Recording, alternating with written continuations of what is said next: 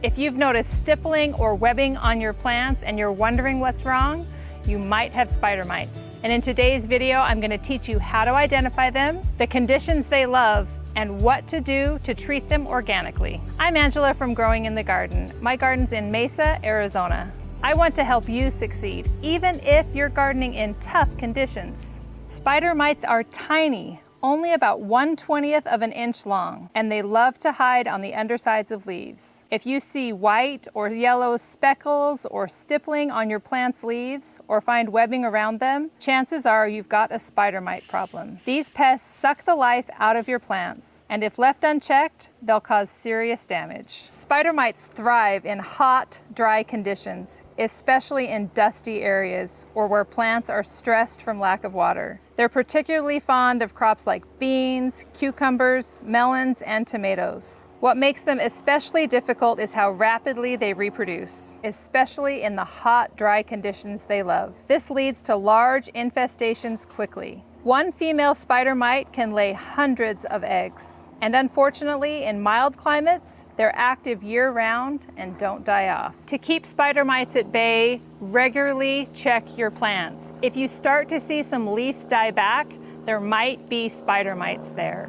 Look at your plants every day and check for webbing and stippling. Try to keep your garden clean and dust-free by using mulch and watering regularly. Healthy plants are the best defense against spider mites. They like to move in when plants are stressed. Spraying off plants with water occasionally during hot, dry conditions can increase the air's moisture level and make conditions less favorable. If you're growing indoors in a greenhouse, increasing the humidity inside can help deter them. Encourage beneficial insects like ladybugs, lacewings, and predatory mites in your garden. They can help keep populations down. If you use pesticides, the problem will be worse. Those pesticides will kill the helpful insects that will eat spider mites. If you see spider mites, don't panic. Start by isolating the plant if possible. Remove the worst affected leaves and put them in your trash, not your compost. Once you've removed the worst affected leaves,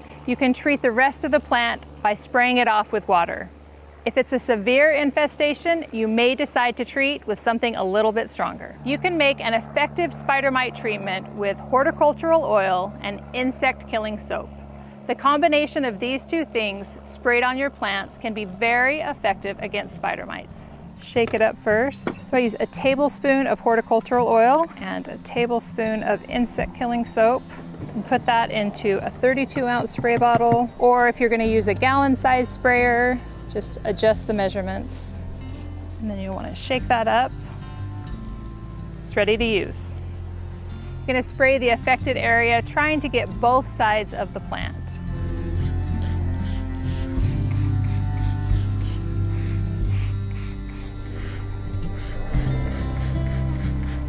Once you spray it off, it's a good idea during hot weather to come back in and rinse it off so that this soap doesn't burn the leaves of the plants. In about 3 days, come back in and reapply so you'll get any newly hatched eggs. If you're still seeing activity, come back in a week later for another treatment.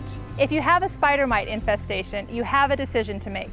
Am I going to treat, or am I going to pull out the plant and call it good? Here are a few guidelines to help you decide. If overall the plant is healthy and it's just affecting a few leaves, remove those leaves, and that might be enough. If it's nearing the end of the season and the plant is just struggling and then it gets spider mites, that's an easy choice to pull out that plant and be done. As you gain experience with this pest, you'll begin to notice them earlier when treatment options are more effective. Letting it go too long often causes you to lose the plant. Dealing with spider mites can be challenging, but remember, keep your plants healthy and well watered. Encourage beneficial insects in your garden. Check your plants every day for the earliest signs, and if necessary, targeted treatments can be an effective tool in the battle against spider mites. If you have questions, leave them in the comments and I'll be happy to answer them. You can spray off your plants. Let me start over. I'm just gonna wait just a little bit longer. Okay. Talk about encouraging beneficial insects. Okay. What was the first line I said? Okay.